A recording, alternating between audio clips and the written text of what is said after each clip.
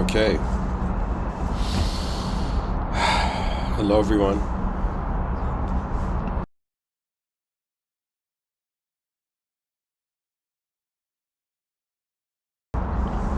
The title of today's episode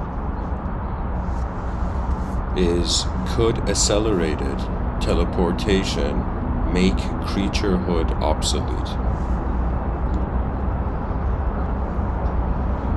And in the subtitle, I have designed a word, I would say, or better yet, focus two words together, rather than the concept of embodiment or disembodiment. I thought about the concept of beyond-bodied, beyond-bodiment. Now, I'm going to explain this, what I mean by this.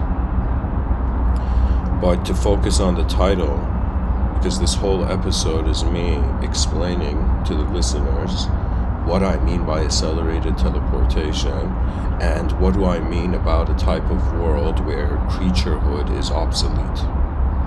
I think this is something that's important for all of us, It's not just extinction is outer.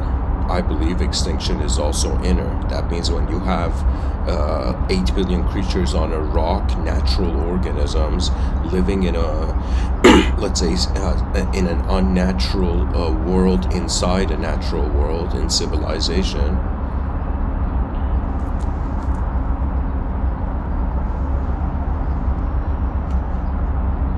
these beings can have two types of endings.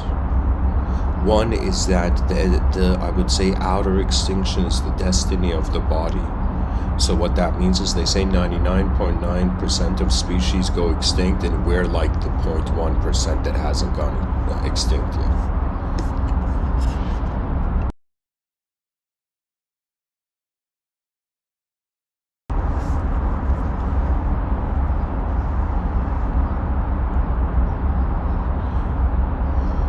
So an outer extinction is like a meteor hitting the earth. The bodies are destroyed, human bodies. And then the inner extinction, an example of that would be that if we all turned into robots, if we all turned into unnatural entities, it would be a sort of inner extinction where the human, what we were trying to preserve from extinction, outer extinction, changed. Right? There's so many different probabilities to reality. Right now in 2022, as I'm speaking, the way I feel like the way I'm looking at the world right now is in the sense that based on the actions of 8 billion human beings, and if the human psyche wants speed, wants to go faster, it will not only enter and bring forth the cyberspace age quicker, but it will also be a path to dehumanization. You see, since ancient times, human life was seen as a balance between forces. For example, through the works of Confucius, and even Confucius's instructor or mentor known by the name of, Lao Tzu. You see, there's a significance on the definition of the human being in some sense a balance between the forces that constitute the entity in the moment. So what I mean by this is that let's say you have a stable mind and you have a stable body, and we look at that and we're like, okay, that's a stable human being. Now imagine there's a human being with a stable body and an unstable mind. It would be a suggestion that their sense of yin and yang is not in balance. So when you look at, for example, an extreme secular person, it's as if their psyche is off balance in the sense that they are purely treating reality as a material. It's like materialists have too much yang energy, and immaterialists have too much yin energy.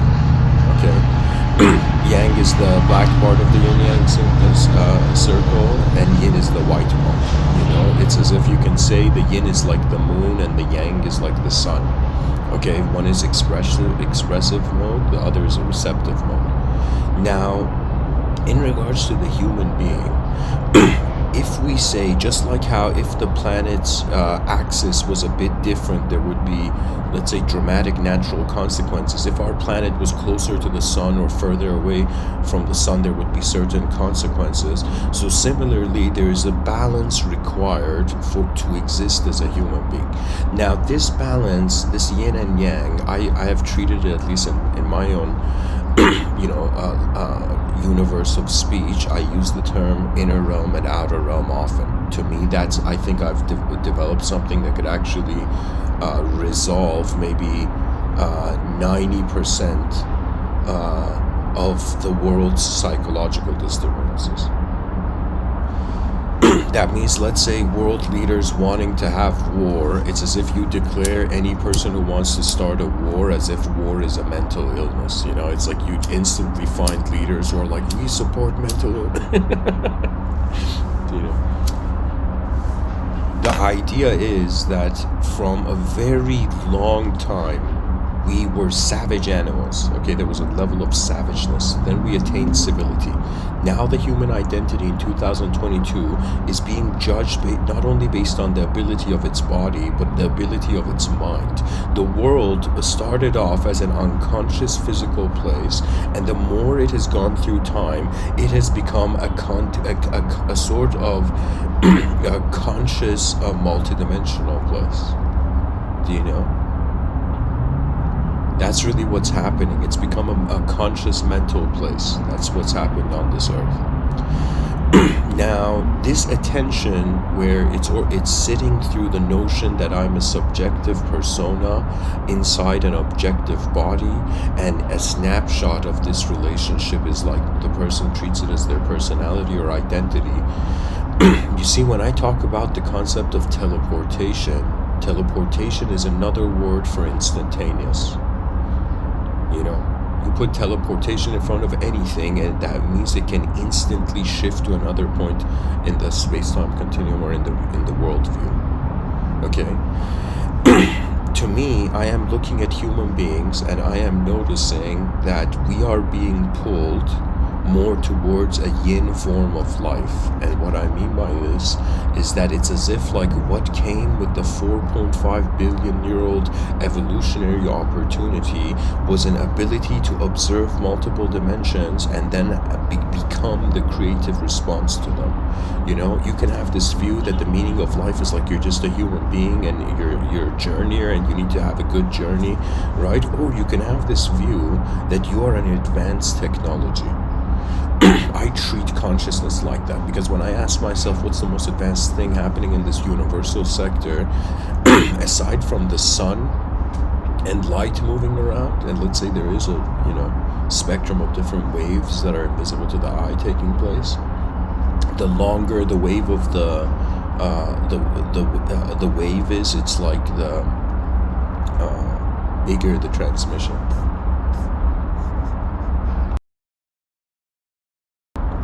Anyways, what I'm trying to say is that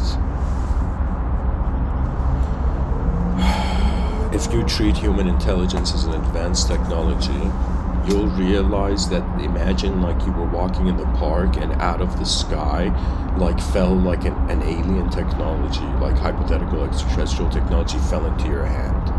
Okay, fell into your hands. And so how would you start a relationship? How would you start discovering the nature of what this technology is in your hand? Now, the cool thing is that instead of advanced technology falling into your hand, you were born into an advanced technology, part of an advanced natural system. This is the reality of it. And true intelligence is accessing the presence of the world. To me, that's a smart person.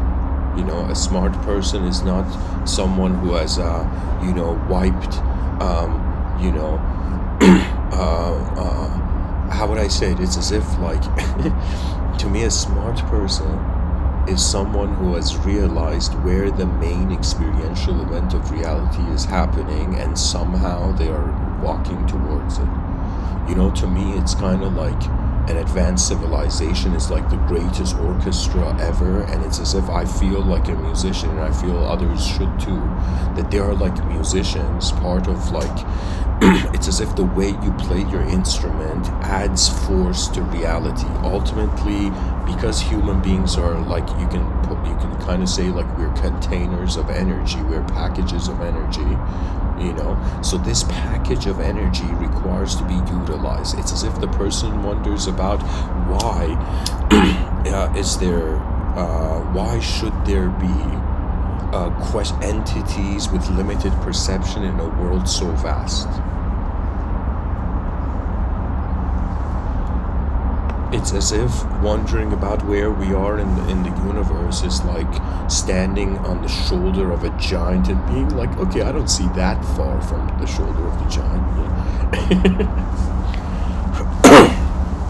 Anyways, what I'm trying to say is that the psychology of the human being requires balance between the inner realms and outer realms. If this balance goes off, the entity can change. The nature of the entity can change. If the future is ignorant of nature, we can expect, I wrote a script on this, you know, in my sci-fi work, but I'll share it with you. I saw a vision of a potential human future where, imagine just this scene, okay, where there's this daughter, like let's say nowadays, imagine there's a family, the daughter goes to the dinner table, let's say the teenage daughter, and goes to the father and says, Dad, I want a tattoo or something like that. Right? And the father says, no daughter of mine's gonna have a tattoo, do you know? And so now I want you to imagine like couple hundred years in the future, that same scenario, and then the daughter coming and saying, hey Dad, all my friends in school, they all became robots. Instead of having tattoos, it's like all my friends became robots, right? I want to be a robot. And the father going, no daughter, no biological daughter of mine is gonna become a, you know, robot. Right? So what I'm trying to say is that if the pleasure of experiencing as a multidimensional being, if we get pleasure out of speeding up civilization, there's a chance we forget nature and we dehumanize into a mechanical age of intelligence. Right? That should be a last resort. That means if alien, let's say if I don't know how to say it, but I'm trying to say like,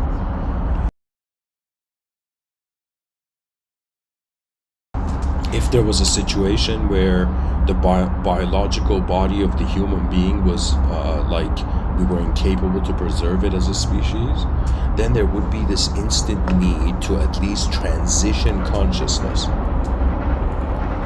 into a mechanical life. It would be like somebody, like let's say you're a construction worker, right, in the future, and so you get tired of moving things with your hands and you're like, I'm gonna get robotic hands. So you get these robotic hands, and then you're like, okay, wait a minute, I'm gonna get robotic legs. And then eventually, bit by bit, it's as if technology is in a subconscious hidden way slowly devouring where nature would happen. Right? It's not devouring nature, it is occupying the space of the human being. And the faster we want to go, right? And plus, just so people know, behind your eyes, okay, here, I'll explain it a bit later.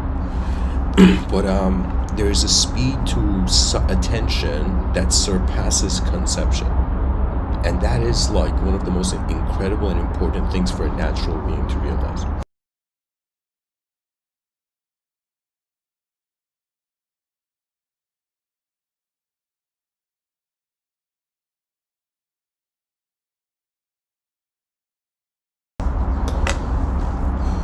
So, anyways, pretty much I'm trying to give a sense of like how the future can be, and how the mind is in some sense, the more it desires speed, if we choose to speed up civilization. At first, maybe in the first 3 centuries, we're gonna have really efficient results. Then just like a workout, what do you call it, like a gym workout, after a couple months, you know, you gotta change change your approach, change how you're inputting information into your muscles, you know. So in some sense,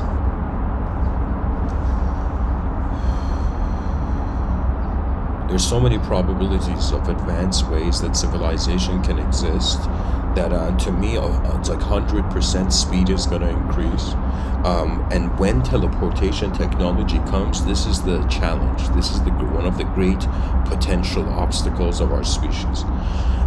You know, it's like we need more theoretical physicists thinking about this, that if there is a teleportation event. So let's say the first company that built a teleportation device, and in this teleportation device, it was like, let's say, made public and everybody could eventually use it, like the test trial was successful and everybody was using a teleportation device, right? It's as if a person wanted to go to the store, it's as if no longer need to walk, I'll just teleport there. Now, what would happen is that we would stop being a body. You see, it's as if technology made our life easy, right? But it shouldn't make it that much easier. Because if it makes it too easy, we stop requiring to be a human entity, and we would rather be like an invisible wind of a collective mind viewing things, right? See, that future is, it's too soon, right? That means it's kind of like the internet came too soon. But because it has come too soon, it has created another dimension of behaviors towards the future. You know? It's kind of like right now, whoever's alive in 2022, you're witnessing the destiny of the cyber age and the mecha age to come. And the main game of human beings in 2022 is to, in some sense, bring the species towards the importance of being a designer of the greater potential of reality. To me, when I realize the mind is like a space where shapes are happening in. Some shapes are static, we call that the physical realm. Some shapes move, we are like, yo man, I'm visualizing something, right? So there is something very crucial about how we start bringing into culture the notion that we were multidimensional beings from the beginning, and really, rather than truth requiring to be a cancellation of forces, you know, let's say through the scientific method, truth becomes like a group of people stranded on a galactic island trying to look at everything. That means it's as if like a street smart, I would say, a street smart mind would be a mind who would like to see the greatest potential of everything. Because why else are we looking at a stage, right? It's like if in Indian tradition, in the Vedic thought, they had this saying where they would say Leela, Leela, and Leela meant play, a play of forces. It means you suddenly realized you are experiencing a first-person point of view HD theater, where the brain overlays meaning on objects, but nothing has to mean anything because the periodic table is sovereign. What that means is matter doesn't care if we identify with it, but what cares that it's identifying with matter is, in some sense, space. Something that people have not considered. It's kind of like a riddle. Like, imagine the notion that they say people have a soul. So what exists that in some sense is inconceivable? To me, it's like another view on even the concept of God, is that the space of this whole universe is alive.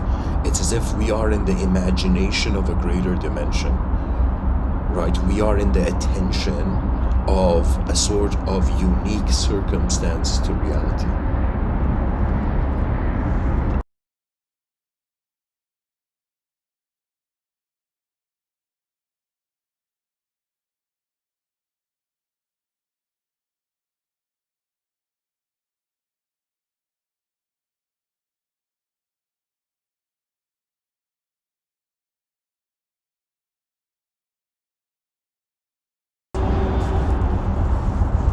go further, I want you to imagine teleportation technology is everywhere. And teleportation technology is becoming faster than the speed of light. Or you could even say it this way, if we went faster than the speed of light, that would be a sort of teleportation.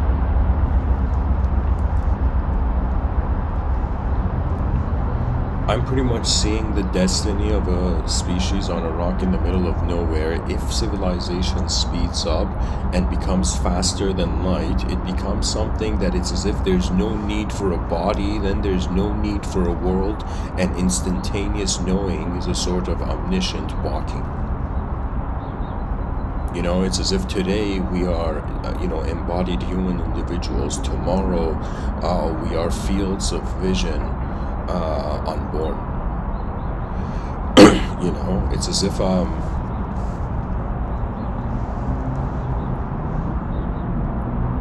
we are organisms that have a suit-like relationship with ourself.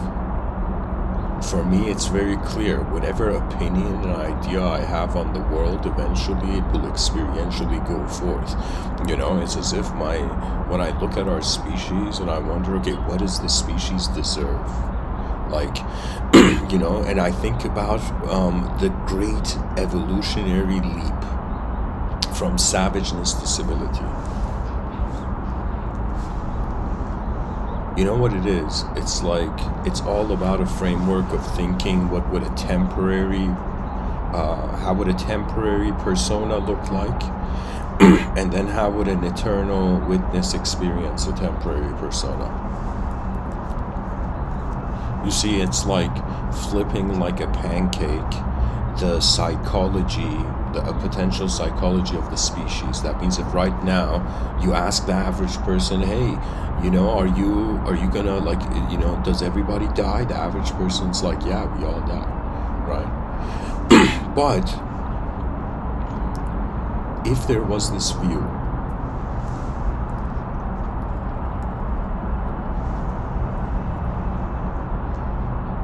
like a complete reverse, that every person in society, they felt eternal, and you ask the person, hey man, are you gonna die? And the person's gonna be like, no, there is no death really, we just exit how our attention is primarily here. You know, it's kind of like taking stepping out of a room which you were born in.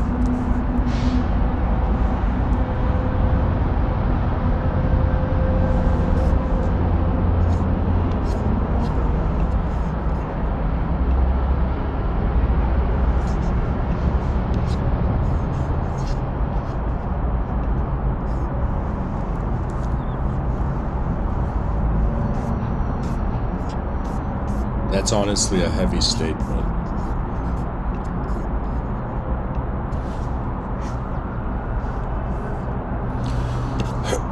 I'll say this, that to me, if civilization reaches an advancement, pretty much what advancement is having the courage to acknowledge the full dimensions of reality.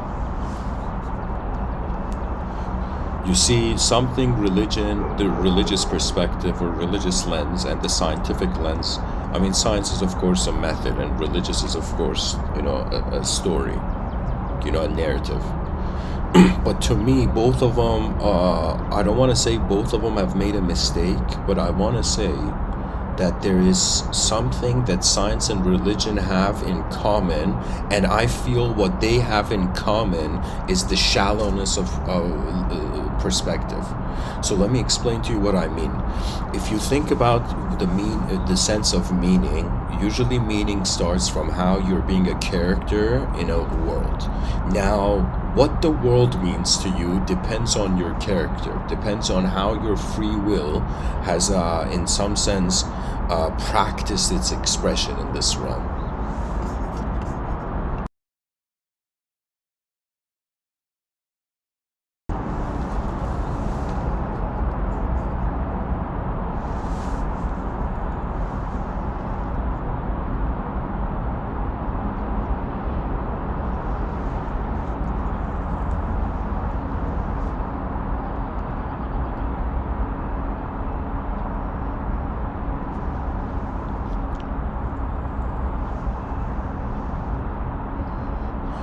the idea is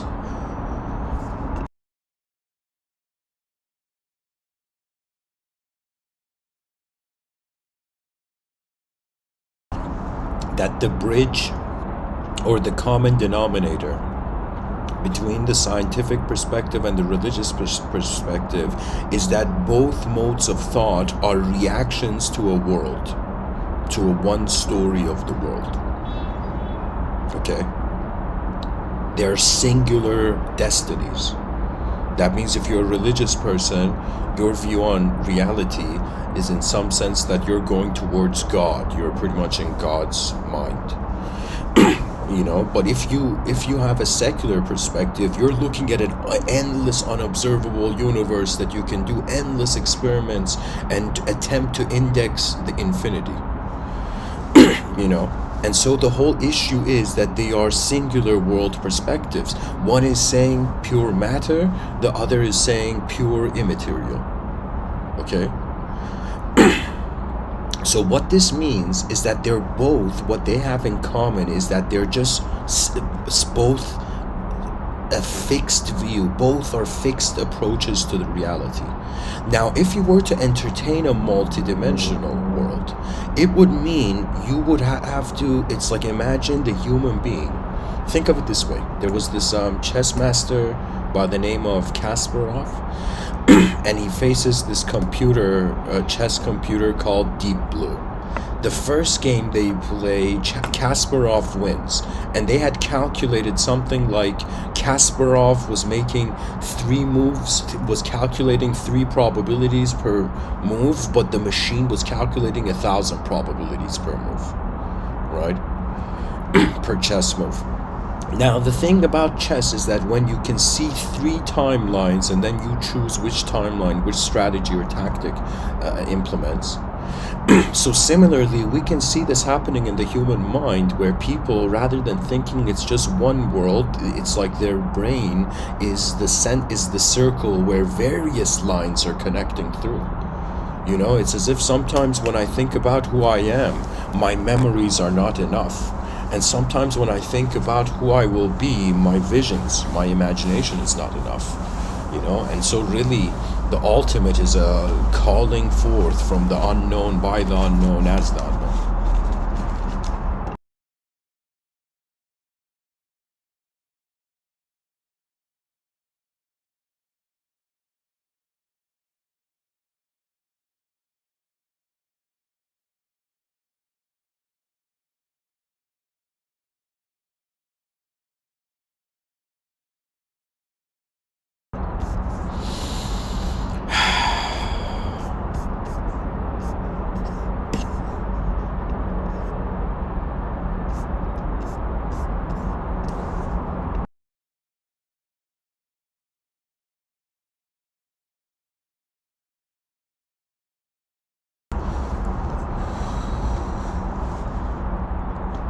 If we seek instantaneous knowing, if we speed up civilization, and I'm speaking in regards to a scale of like, not just like 50 years from now, but I'm speaking about like imagine getting over like 1,200 years from now. Hopefully by then we have hover technology everywhere. I'd be so, you know, disappointed if by the year 2122, if we don't have hover tables and chairs, if people's bags are not just flowing, like hovering in the air, following them, it's as if the future's like, you know, missed out.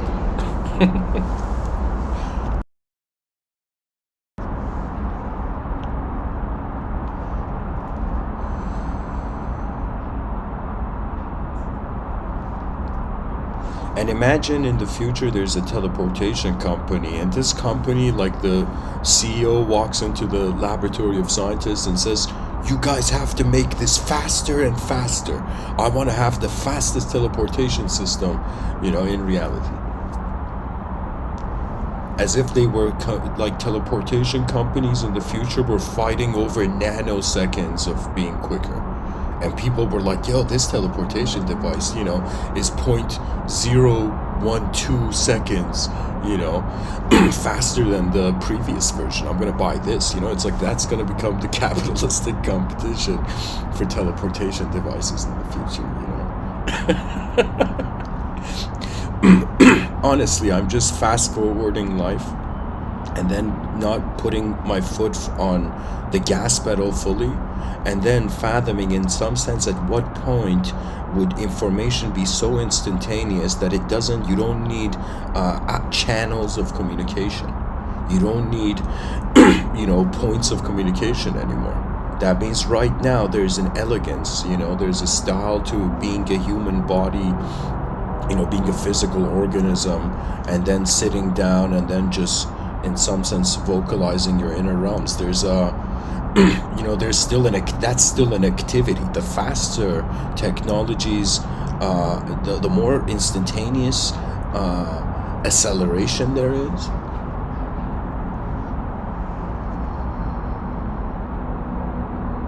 And I'm thinking in regards to how culture is gonna handle the cyberspace era. It's like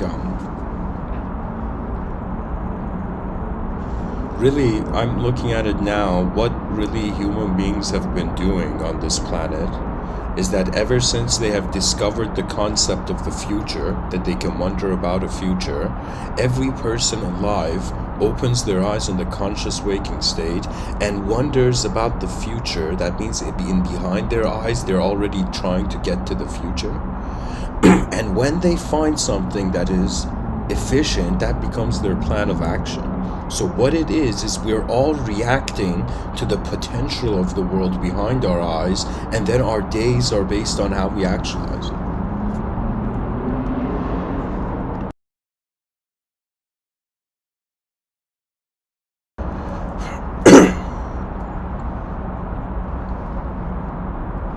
In the chat section, somebody says, why would we need a device to time travel? You need a physical device if you're a physical being. So what that means is depending on what kind of being. In the inner realms, like I was saying this in another talk of mine, behind your eyes, you can teleport, you can time travel. You can when I remember what I ate yesterday, that's like time traveling right there. But what, but it's from the past to the present, right? In regards to the mind has certain freedoms that the notion of a self in the outer realms does not. Behind my eyes, I am not because it's a first person point of view, it's like our biological position makes us feel we're looking out from the body. But in reality, the body is within where sight is starting. So the mind is like a candle, and its glow is illuminating the darkness of the cosmos. So I'm talking about outer realm teleportation technology. I'm talking about a future where, let's say you wanted a time machine or a teleportation device, and you'd go into a grocery store and you'd get a pack of cigarettes that was 100% non-toxic, right, but still gave you the experience. And you'd some kind of revolutionized cigarette, right? And then you'd look at the store as you're waiting to pay, right? And you notice that there's a keychain called teleportation keychain, time travel keychain. And then on the box of the keychain, it says something with 10 successful teleportation tries, right? Or on the time travel thing, a time travel keychain, it could say something 7 time travel destinations. I'm trying to say, it's gonna get to a point. It's kind of like what we visualized was very far in the future. One day, for some kind of beings, may be normal, right? It could be that right now I'm saying an advanced civilization, because civilization 1.0 has, through its, through its inefficient side step of indecency. It's like right now the world needs to get, the species needs to remember where it's piloting to.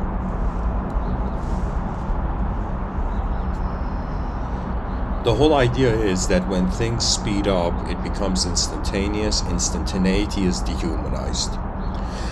Even if you're a yogi, so let's say you're some truth seeker, sadhu is the Indian term, and you've gone into this mountain, you found a cave, you've sat down, and you're just sitting there, and you're like, okay, I'm gonna ignore how the stone service is hurting my ass, right? But you're sitting there meditating, right? You close your eyes, and for a second you reach a point where it's prior to any thought, and it's the space after every thought.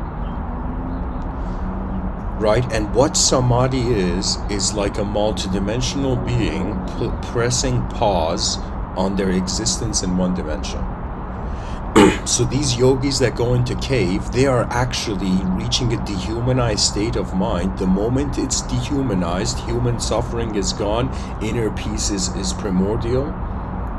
And the moment they see that their attention is existing as an unknown that is unknown, that means it's like you wanted to figure out the unknown only to realize that that's it is unknown, right? So it's as if like these yogis that go sit in caves and they go into samadhi, they're actually accessing a state, a dehumanized instantaneous state of remembering or knowing themselves as the unknown.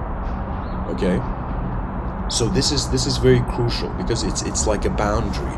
Like we don't even realize it. If a human being is not treated like a human being, it will dehumanize. This is so important in just general psychology, right? That means it's like dehumanization. It's another way of saying that oneness is not human. So speeding things up and the human attention and free will, in some sense having a relationship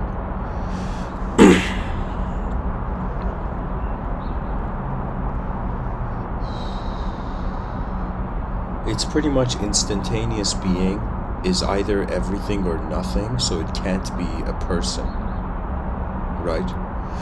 I'm pretty much suggesting that if the species goes too off balance, there is the issue of becoming dehumanized. So that would make creaturehood obsolete. That means you don't need a body to teleport. The teleportation is so instant. That means it's as if the body is just like a first line of code, and the other lines of code are just way superior. When I say way superior, I mean in the sense like detail-wise.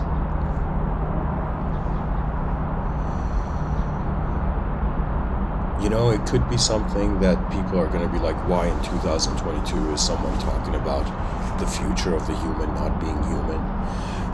And the main reason is because if we as a species have an inefficient view on what we are, we are destined for the inefficient. That's what I've realized. There has to be some sort of energetic shift. Now, if I wonder about what moves energy, I say, okay, everybody has a free will. Then I wonder about what is moving everybody's free will. I realize it is what they are engaging in the environment. So ultimately, to in some sense usher in an era of advanced civilization or civilizations, we require to have advanced communication. The most advanced communication is realizing the source of language and the source of communication. The source of communication is actually an awareness that is the whole moment, and it's like once there's an alignment of an inner vision, of a vision in your inner realms, and this aligns to the outer realms, then communication is like instantly born.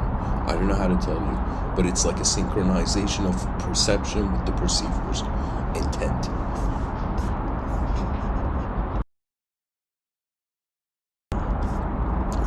It's the world is a very interesting place, and the more emotional we are, the easier the species can be lied to.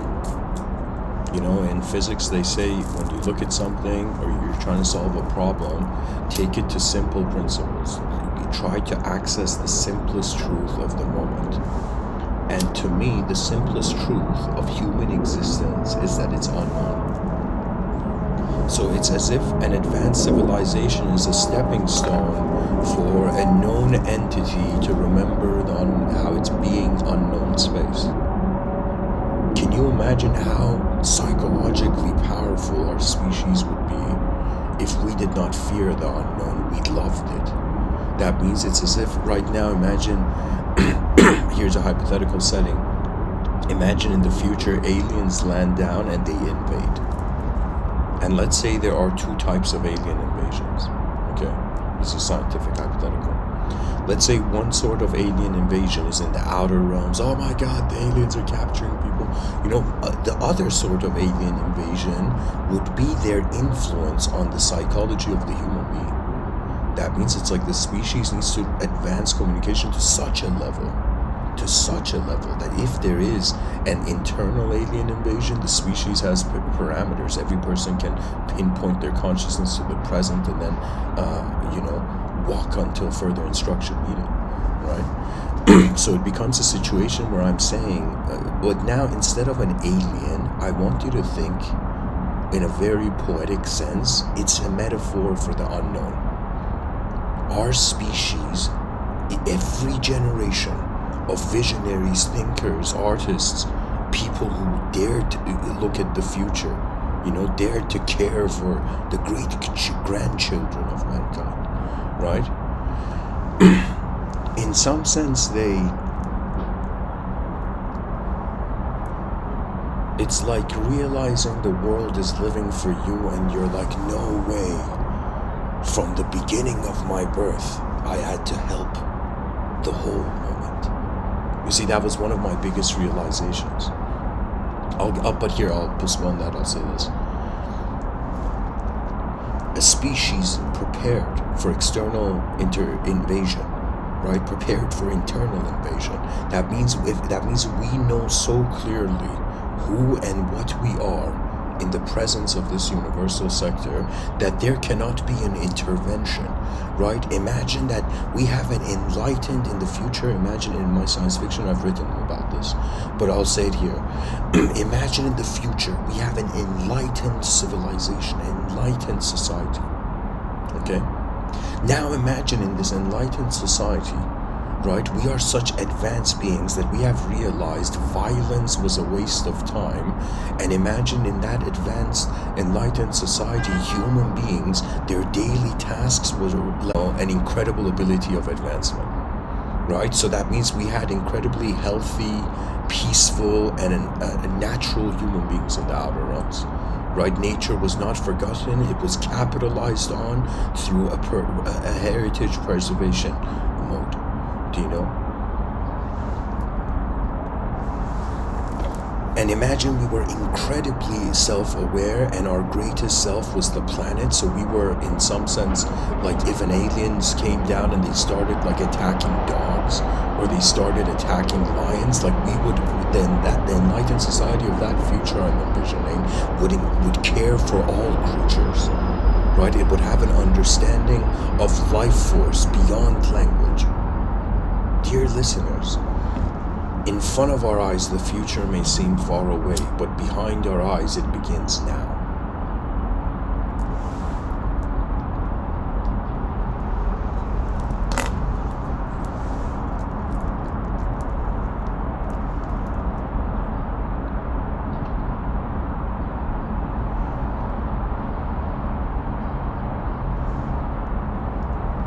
Now imagine an enlightened civilization and society, unenlightened aliens invade. It would be as if, like, imagine some person's walking, enlightened being, human being, in, let's say, in my sci-fi novel, it's the year 5025, but that's post-alien contact. But I'll say it this way.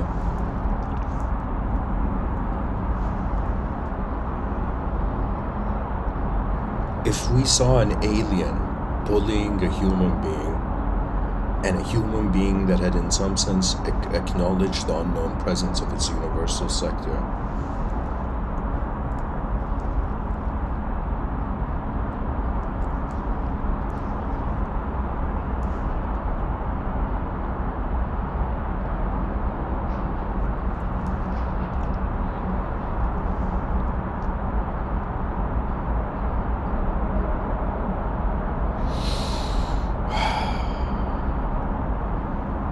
world would defend man when man has become the world.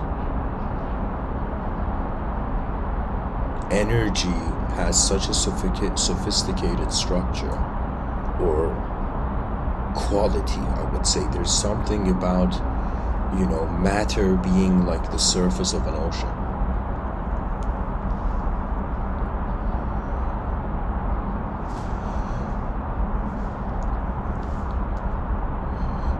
I feel to preserve a yin-yang balance for the future of civilization, I think there's going to come a speed limit for how fast technology can go on this planet. And faster technologies, they can be done out of orbit.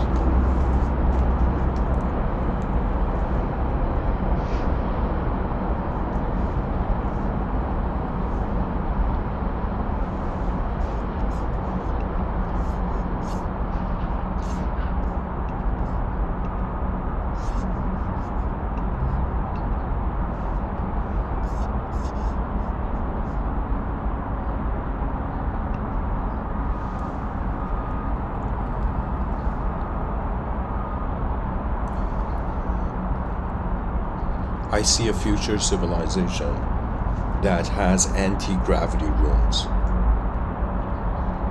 You come home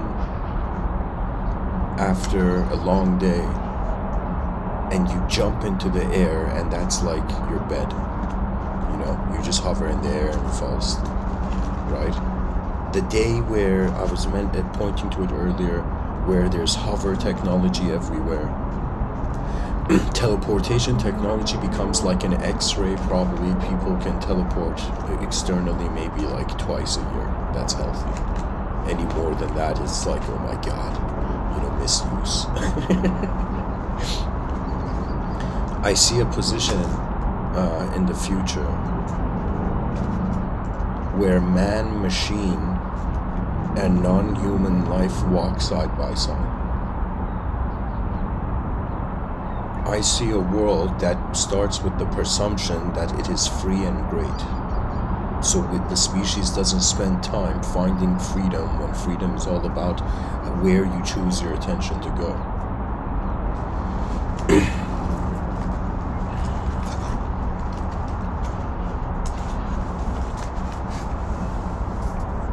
People's minds are like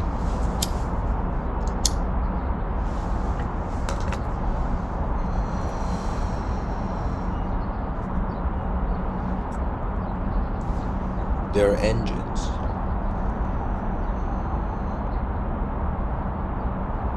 This is like another way of saying that if love is only attributed to the brain, it's as if love was biochemically engineered.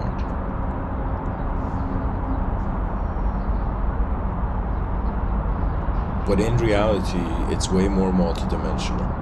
That means every person, I personally feel deep down, knows that if they can fathom something being good and bad, that means they have an ability to fathom both. So that means before any decision, the mind is viewing a spectrum.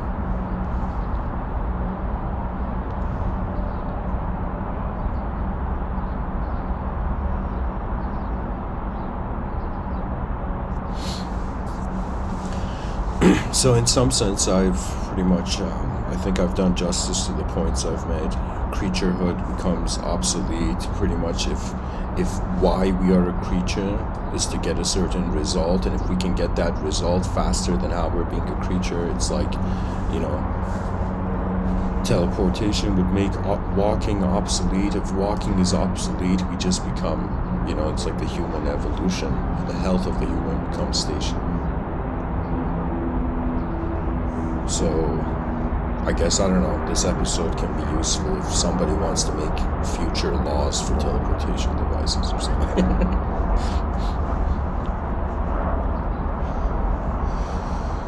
When I say beyond-bodied intelligence, you see, because our species fears the unknown, and we take the concept of the human, cultural entity as the norm, and it's as if we as a species have not questioned the norm of our perception. It's as if, like, you know what it is? It's as if some people, like most people are seeking for truth conceptually, not realizing it's a context shift. And so not enough human beings, 8 billion human beings on a rock in the middle of nowhere, it's like there isn't enough, at least for now, I don't see enough curiosity for the mysteries of our origin, right? It's as if people are waiting for someone to tell them what to do rather than realizing like there's an explorative dimension to this world, right? We are explorers we're like an unknown attention roaming a known world. Now the speed of this attention suggests whether it wants to stay human, whether it wants to become a machine, whether it wants to surpass, let's say, humanization and become a complete instantaneous unknown universality. It's like the choice is there. It's like there are many keys on the piano, but the ones, not all are pressed. The nature of the brain is that, I don't know if people realize this, let's say there's person A and person B, okay? And let's say there's person C, and person B and C are listening to person A, okay? Now, person A looks at person B and C and says something, and this is where, if we were to fathom, okay, person A, what's going on, both, it's like each person A, person B, person C, each of them have their own world. So person C is standing in world C, right? And so what I'm trying to say is that every individual's impressions of what's outside of them is in some sense dipped into their memories, which means the meaning of phenomena arises from our comparisons to the past. But how the meaning of phenomena changes is based on the free will's activation in the present.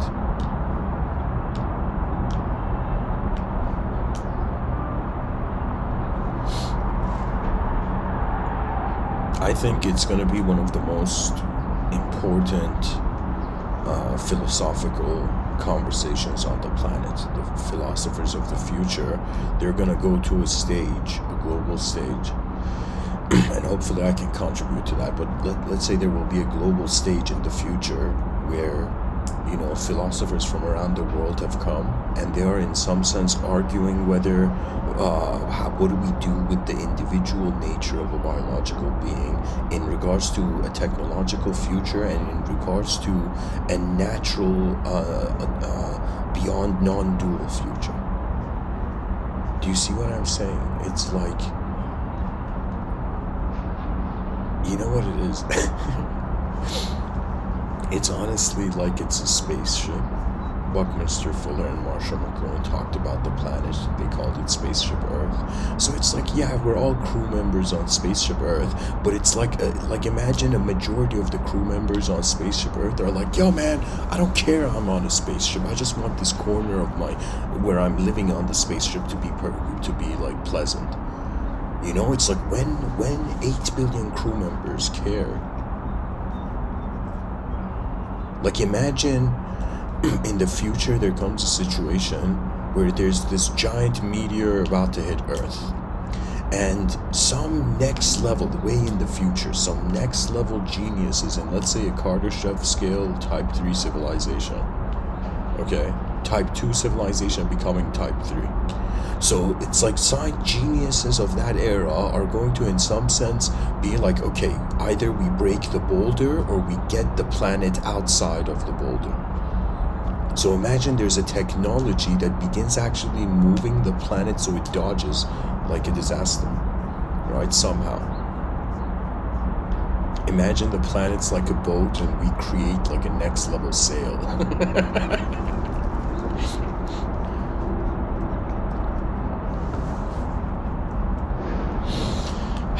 We should not fear anything, and because fear is just preventing understanding to go further.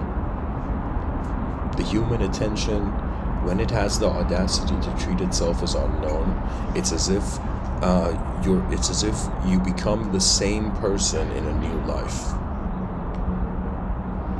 That's the power of the unknown. The unknown is like you reach a reset point of your of the your main driven archetype.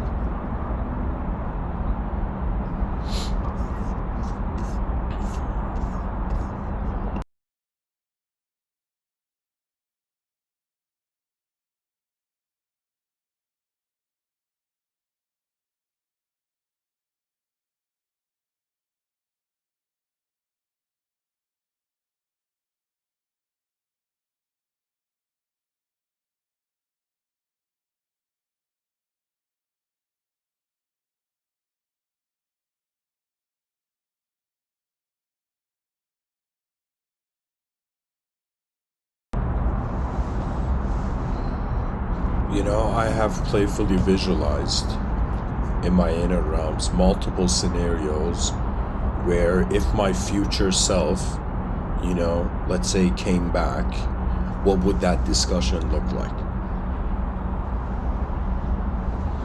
And I have this view that if I in this lifetime do not attempt the furthest I can, that is the disappointment of the future self.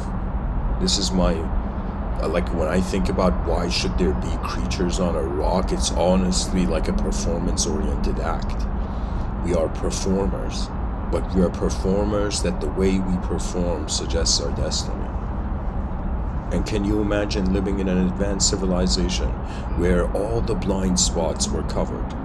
That means a human being would step outside and it would be more an advanced, the world of an advanced civilization would be more comfortable than your living room. Can you imagine? You know? A world that you can trust rather than a world you can't trust. That's the issue, you know?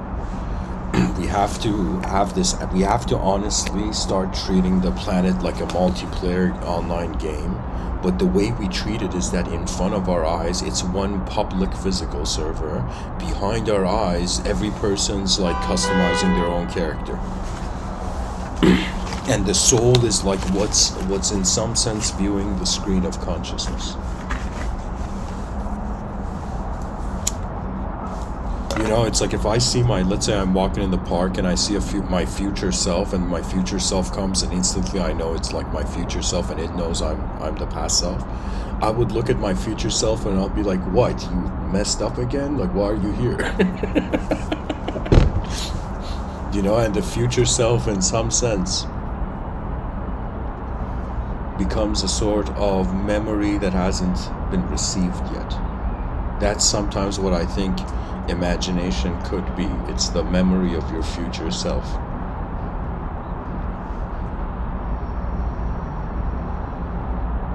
If memory is the imagination of the past self.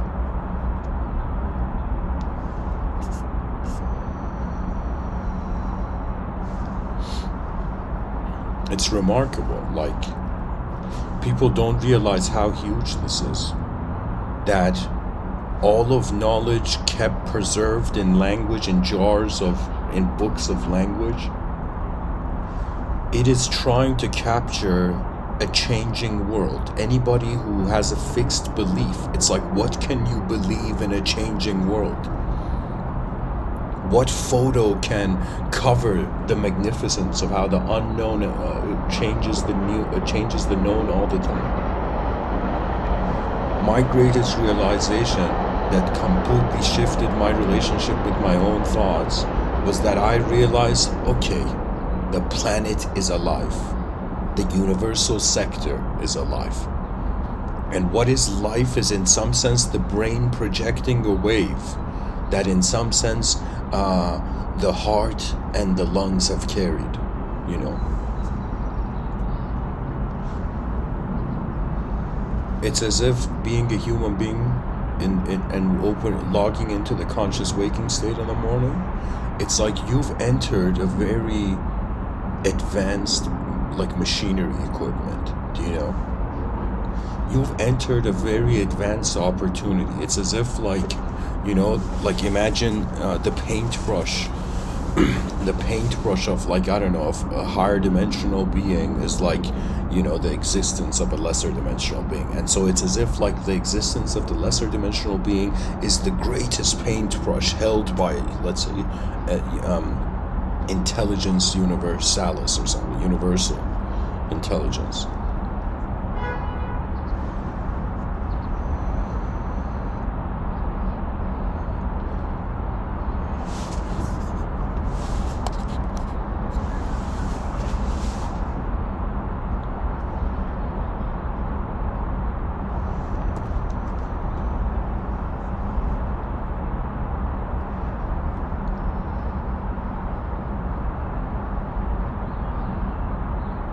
You know, it's not about making the world smaller, you know, and then feeling like that's success. It's about realizing how big the world is and then allowing the presumption of one's ability to be a response to the macro perspective.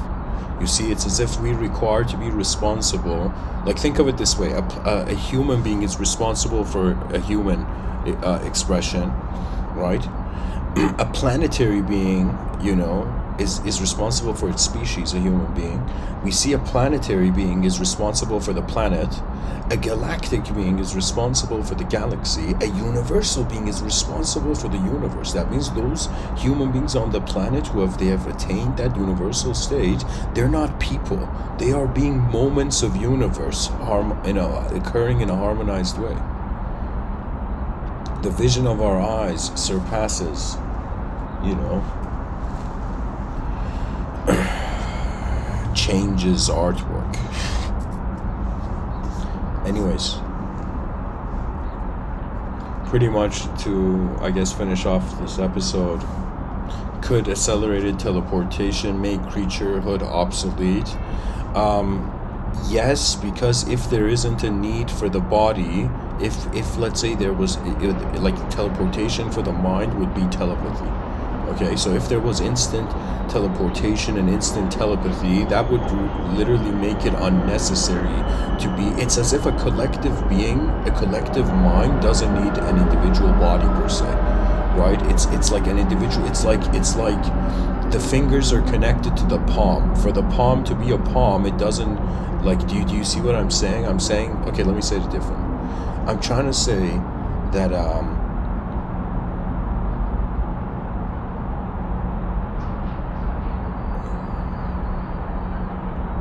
if there was let's say in the future, this might be a bit spooky, but here, let's say in the future, let's say, okay, in some parallel reality future of the Earth, you were walking in the street and you saw a crowd of people, and you went to that crowd of people who were, like, let's say, looking at inside a store or something, and you asked them, hey, what's the big deal here, right?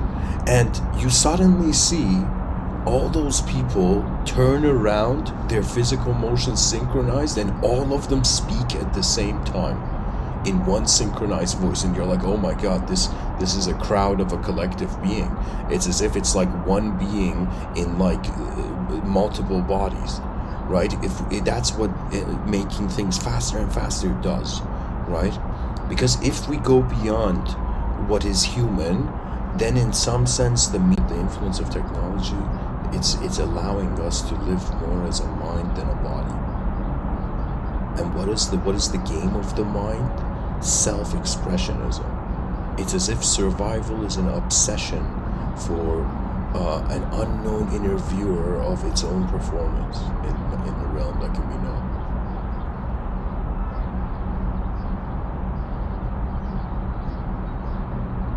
Shallow species.